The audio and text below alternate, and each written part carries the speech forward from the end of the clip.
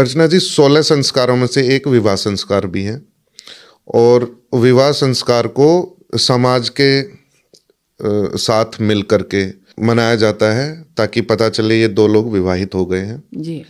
लेकिन आजकल तलाक के बहुत केसेस हो रहे हैं, इसका क्या कारण आप मानते हैं? बिल्कुल सही कहा आपने। विवाह हमारे समाज में एक पवित्र संस्कार होता था जी।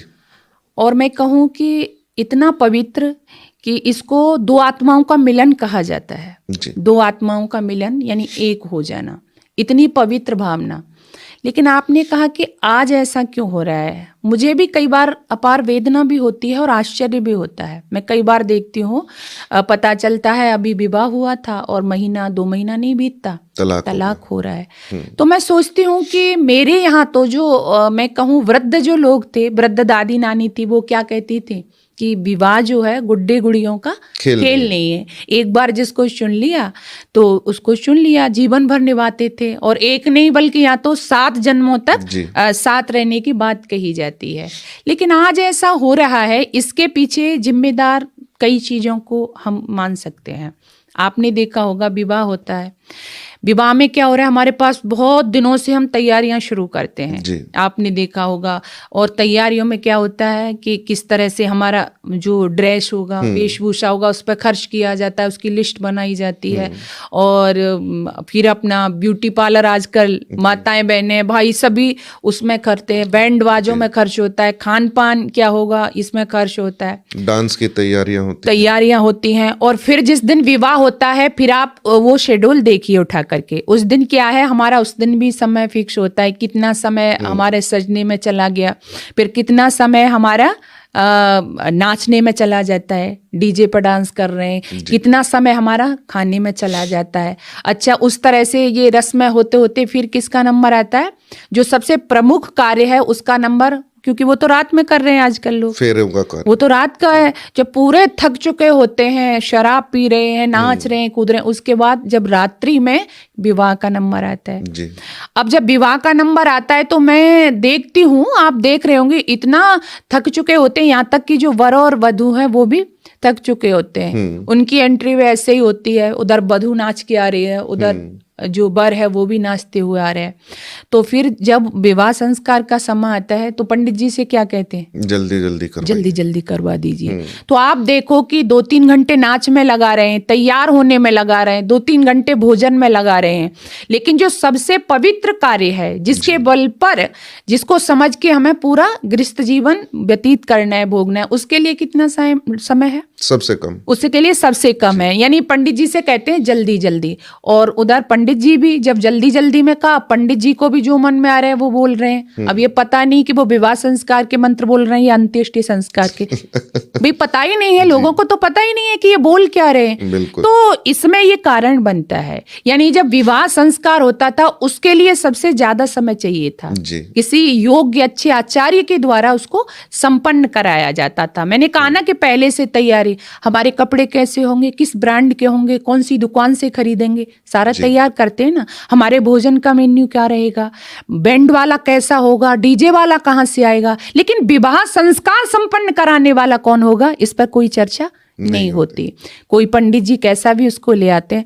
तो अगर एक योग्य आचार्य उस विवाह संस्कार को संपन्न कराता, और विवाह संस्कार में जो बिंदु हैं, जो मंत्र हैं, जो उसकी रस्में हैं, अगर उनको विधिवत समझाता, बताता, तो मुझे लगता है कि आज ये जो केस हो रहे हैं ये नहीं होते। क्योंकि विवाह जो संस्कार होता है उसमें जो वेद मंत्र बोले जाते हैं, वहां पर तो साफ कहा जाता है, मम व्रते ते हृदयम दधामी मम चित्तम अनुचित्तम ते अस्तु। यानी हम एक दूसरे के हृदय को एक दूसरे में धारण करते हैं। मैंने कहा ना, यानी दो आत्मा का एक हो जाना, आत्माओं का मिलन। तो ऐसी पवित्र विचारधारा के साथ में जिस आश्रम में हम प्रवेश करेंगे, जाएंगे, तो वहां मुझे लगता है कि अलग होने का कोई सवाल नहीं होता।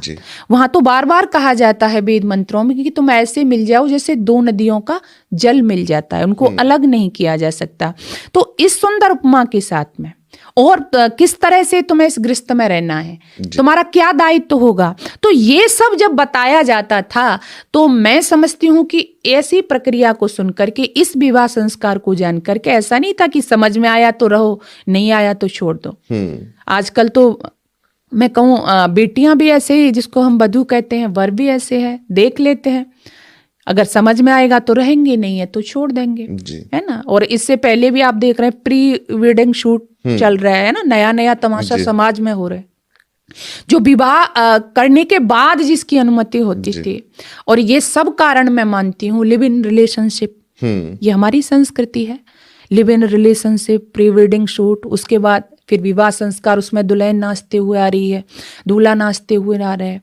और आप देखेंगे एक और आश्चर्य मुझे होता है कि जो विवाह संस्कार में जो विवाह मंडप बनाया जाता है, जहाँ पर यज्ञ कुंड रखा जाता है, इधर यज्ञ कुंड रखा हुआ है, यानी जिसमें विवाह संस्कार संपन्न होने, उसके आसपास में ही आपने देखा होगा शराब चल रहा है, मांस खा रहे हैं लोग जी, और भी जितने भी व्यसन हैं वो कर रहे हैं। और उधर क्या है, उधर अग्नि स्वाहा, प्रजापति स्वाहा हो रहे, यानी जहाँ देवताओं का आह्वान होता था, प्रजापति स्वाहा, अग्नि स्वाहा, वहां पर क्या है, निशाचरों का आह्वान हो रहा है, मांस के लोथरे पड़े हुए हैं, शराब के बोतलें पड़ी हुई हैं, और उसके साथ में वही लोग वर-वधू को आशीर्वाद दे रहे हैं, वही लोग कन्यादान कर रहे हैं आके, ये क्या आशीर्वाद देंगे। तो पूरा वातावरण ही गलत है, वातावरण ही गलत हो जाता है। ऐसे वातावरण में जो विवाह संस्कार संपन्न होगा, आप बताइए, वो जब गृहस्थ में जाएंगे, तलाक नहीं होगा तो क्या होगा, या वो गृहस्थ रहेगा भी तो वहां रावण नहीं आएंगे तो कौन आएगा, कंस नहीं आएंगे तो कौन आएंगे, वहां राम नहीं आ सकते, उस गृहस्थ में कृष्ण नहीं आ सकते, हनुमान नहीं आ सकते, क्योंकि पूरा जो वातावरण है उसको हमने बिगाड़ दिया है। तो तलाक के पीछे भी मैं कहीं ना कहीं इन चीजों को, और इसमें भी मैं कहूँ कि माता पिता भी जिम्मेदार हैं, वातावरण भी जिम्मेदार है, और कहीं ना कहीं जो वर वधू बनने वाले हैं वह भी इसके पीछे जिम्मेदार हैं, क्योंकि हमने अपनी वैदिक संस्कृति को समझा नहीं है। मैंने कहा ना कि विवाह बहुत पवित्र रिश्ता था, विदेशों में मैं मानती हूँ वहाँ कॉन्ट्रैक्ट मैरिज होती है, यानी वहाँ कोई फर्क नहीं पड़ता है, सुबह आपने किया, शाम को छोड़ दिया, दूसरे दिन छोड़ दिया, लेकिन यहाँ तो 7 जन्मों के साथ रहने की बात कही जाती थी। तो उस देश में यदि ऐसा हो, सीता सावित्री के देश में ऐसा हो, राम के देश में ऐसा हो, तो तब हृदय में अपार वेदना होती है मुझे, कि यहाँ तो ये कहा जाता था कि पति पत्नी दोनों मिलकर के जब गृहस्थ रूपी गाड़ी को चलाएंगे, और मैथिली शरण गुप्त ने भी लिखा है, महिलाओं के लिए मैं कहना चाहती हूँ, बदली नहीं अल्पायु वर, जो वर लिया सो वर लिया, यानी यहाँ की महिलाओं ने अल्पायु में ही जिसको चुन लिया उसको जीवन पर्यंत निभाया, कोई वहां पर कोई उनसे शिकायत नहीं होती थी। और यहाँ संबंध भी ऐसा होता है, जैसे कि कई आपने देखा होगा हमारे यहाँ शब्द होता है, क्या होता है, धर्मपति, धर्मपत्नी, कितना सुंदर शब्द है। कभी सोचा है कि धर्मपति धर्मपत्नी, मैं विचार कर रही थी कि वह वैदिक संस्कृति में कितने, हमारे भारतवर्ष में कितना सुंदर शब्द, पति और पत्नी। मैं थोड़ा सा आपको बताऊं, पति और पत्नी दोनों ही जो शब्द हैं वो पारक्षणी धातु से बनता है, पत्नी भी और पति भी। इसका मतलब होता है रक्षा करने वाला, तो पत्नी भी रक्षा करती है और पति भी रक्षा करने वाला। अब किसकी रक्षा करने वाला, धर्म की रक्षा करने वाला, धर्म पति धर्म पत्नी, धर्म की रक्षा करने वाला पति। अब उसको जरूरत पड़ती है धर्म की रक्षा में, वो अपने आप को अकेला पाता है, उसको जरूरत पड़ती है, विवाह होता है, उसके साथ में पत्नी आती है, तो वो पत्नी भी कैसी होती है, धर्म पत्नी, यानी उस धर्म की रक्षा के लिए वो पत्नी उनके साथ है, अपने पति का व्रत के लिए, अपने पति का जो संकल्प है, अपने पति की जो यज्ञ भावना है, उसके विस्तार के लिए, उसको आगे बढ़ाने के लिए क्या है, पत्नी उसके साथ रहती है। तो बहुत सुंदर, ऐसे ही नहीं चला कि धर्मपति धर्म पत्नी, यानी धर्म का संबंध था, धर्म को आगे बढ़ाने के लिए दोनों साथ साथ में रहते थे।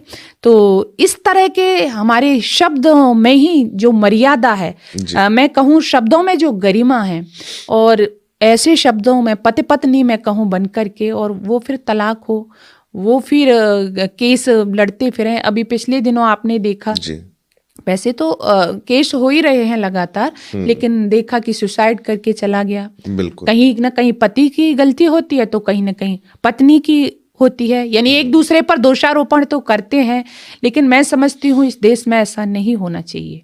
और कब नहीं होगा? तभी नहीं होगा कि जब हम विवाह संस्कार का अर्थ समझेंगे, उसके महत्व को समझेंगे।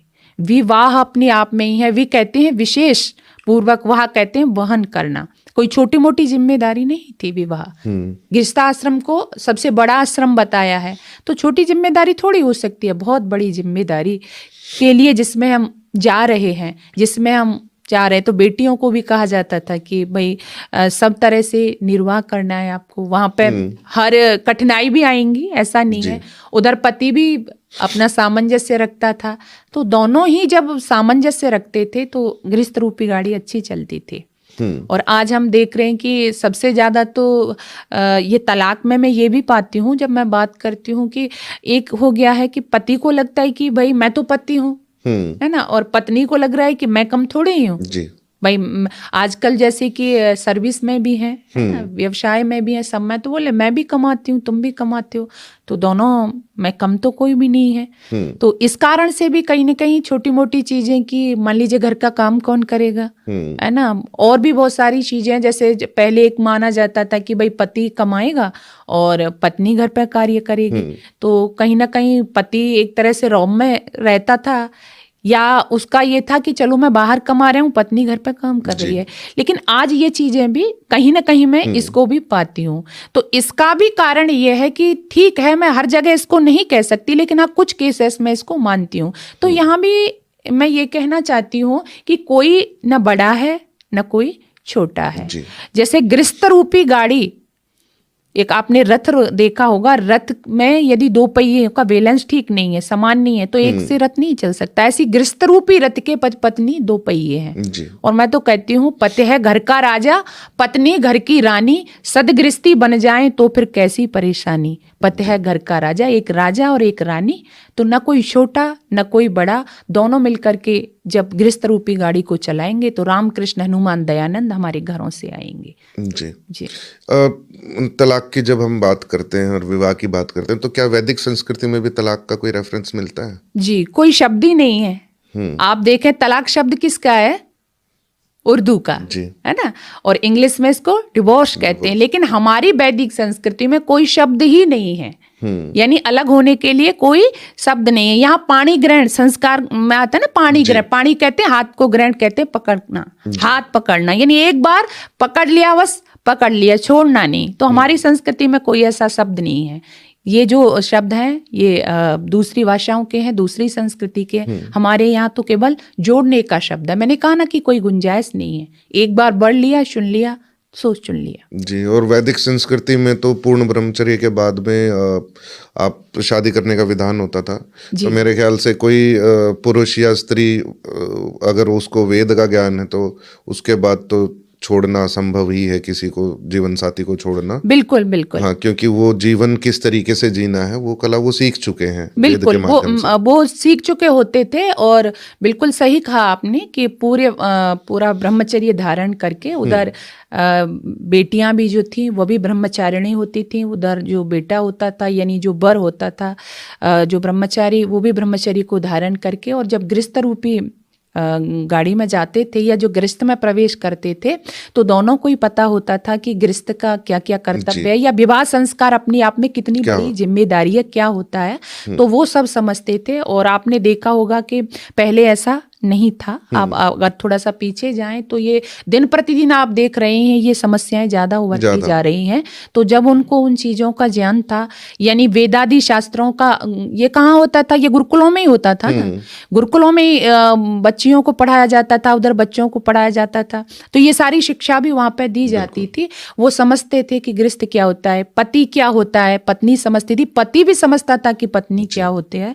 और फिर कहीं भी ये बात आपने देखा होगा आती ही नहीं थी। मैंने कहा कि या बड़े छोटे वाली बात हुई नहीं, पति के लिए पत्नी देवी थी और पत्नी के लिए पति देवता था। यहाँ देवी और देवता शब्द थे हमारी वैदिक संस्कृति में। तो वो देवी देवता घरों में रहते थे, बड़े खुशहाल परिवार थे और वहां से ही श्रेष्ठ संतान निकल करके आती थी। बिल्कुल।